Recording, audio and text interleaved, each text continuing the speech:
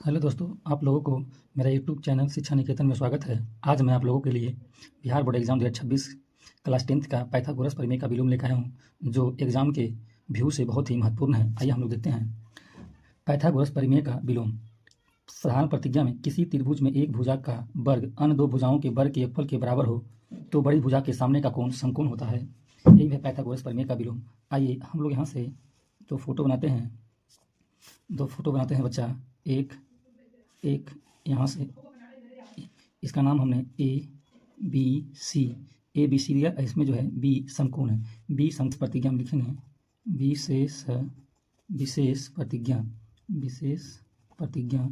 विशेष प्रतिज्ञा में लिखेंगे कि माना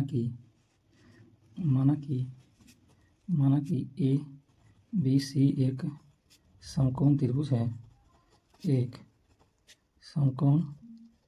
त्रिभुज है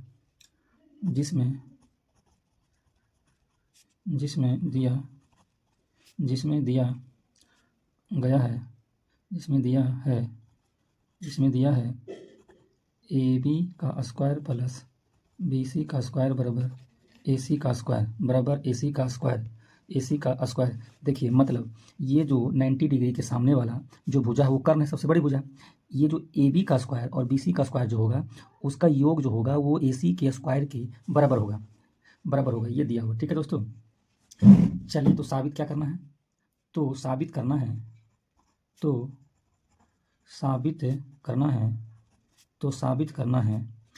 करना है कि एंगल बी बराबर 90 डिग्री।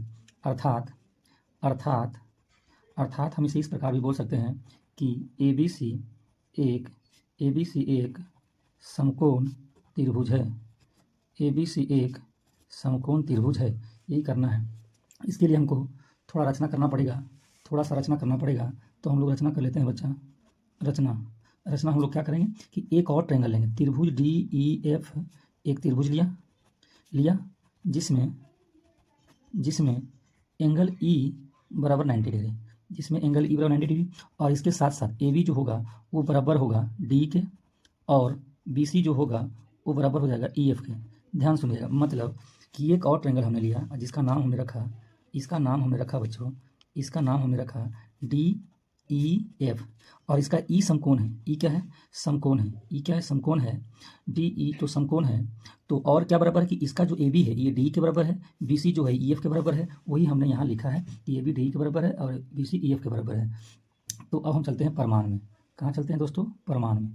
तो हम अब प्रमाण में चलते हैं।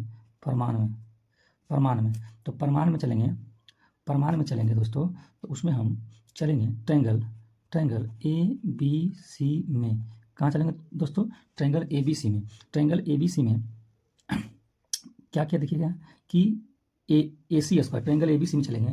तो ट्रायंगल ए बी सी में चलेंगे तो ए सी जो स्क्वायर होगा वो बराबर होगा ए बी का स्क्वायर प्लस बी सी का स्क्वायर के। तो ए सी के स्क्वायर जो होगा वो बराबर होगा ए बी के स्क्वायर प्लस बी सी का स्क्वायर। ये दिया है। ये क्या है? ये दिया है ए सी के ट्रायंगल ए बी सी में ए सी का स्क्वायर बराबर ए बी का स्क्वायर प्लस बी सी का स्क्वायर। ये दिया है।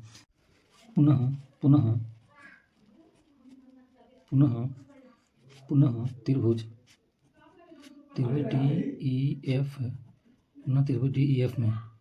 डी ई एफ में चलते हैं। देखिएगा, डी ई एफ में ई 90 डिग्री है, तो यहाँ भी पाइथागोरस प्रमेय लगाएंगे। तो डी एफ का वर्ग जो होगा डी ई का वर्ग प्लस ई एफ के वर्ग के बराबर होगा। तो चलते हैं। डी एफ का स्क्वायर जो होगा डी ई का स्क्वायर प्लस ई एफ के स्क्वायर के बराबर होगा। ये कैसे आया? तो ये आ गया पाइथागोरस प्रमेय से ये आया बच्चों। अब ध्यान दीजिएगा कि डी एफ का स्क्वायर बराबर, हम यहाँ रचना से देख चुके हैं कि डी ए बी के बराबर है और ई एफ बी सी के बराबर है। मतलब कि डी को ए बी और ई एफ को बी सी लिख सकते हैं। तो डी को हमने ए बी लिख दिया तो ए बी का स्क्वायर, और ई एफ को हमने बी सी लिख दिया बी सी का स्क्वायर। ये समीकरण हमने इसको दो बोल दिया। ये कैसे आया? चूँकि ए बी जो है वो डी के बराबर है और बी सी जो है वो ई एफ के बराबर है, इसीलिए हम लोग इसको लिख दिया। अब समीकरण एक को देखिएगा आप कि समीकरण एक है ए सी स्क्वायर बराबर A B square plus B C square, और समीकरण दो डी एफ स्क्वायर बराबर A B square plus B C square. दोनों का आर एच एस बराबर है तो एल एच एस भी बराबर हो जाएगा।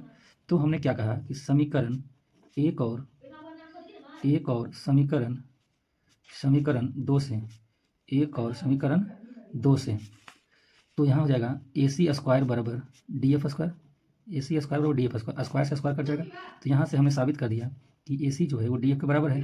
अब चलिए ट्रायंगल उठाते हैं, दो ट्रायंगल चलते हैं हम लोग, ट्रायंगल ABC और एक ट्रायंगल और चलते हैं हम लोग, और ट्रायंगल DEF में, अब दोनों ट्रायंगल को हमको सर्वांगसम करना है, ABC ट्रायंगल को और DEF ट्रायंगल को सर्वांगसम करना है। तो आइए देखिए ध्यान से कि AB बराबर D ये रचना से हुआ है, BC बराबर EF ये दिया हुआ है। तो हम कहेंगे कि जो AB है बराबर किसके है, D के। हम कहेंगे कि BC जो है वो बराबर है EF के। ये दोनों तो दिया है, ये दोनों तो हम लोग लिया है रचना से लिया है बच्चों। शेष जो बचा AC बराबर DF, ये तो हमने साबित किया है, AC बराबर DF ये साबित किया। तो साइड सर्वांगसमता से कह देंगे कि ट्रायंगल ABC सर्वांगसम है ट्रायंगल DEF के। जब दो ट्रायंगल सर्वांगसम होते हैं तो उनके संगत कोण संगत जो बराबर होते हैं, मतलब एंगल B बराबर एंगल E हो जाएगा। एंगल जो B होगा वो एंगल E के बराबर होगा, क्योंकि ये दोनों संगत कोण है और संगत कोण बराबर हो जाएंगे। कैसे बराबर होंगे, तो CPCT से होता है, corresponding parts of Congress triangle. तो अब देखिएगा कि रचना में हम लोग एंगल E को 90 लिए थे, तो एंगल B बराबर 90 डिग्री हम लिख देंगे एंगल E का मान, और एंगल B को 90 लाना था। इस प्रकार से हमारा पाइथागोरस प्रमेय का विलोम सिद्ध हुआ बच्चों। Thank you. जय श्री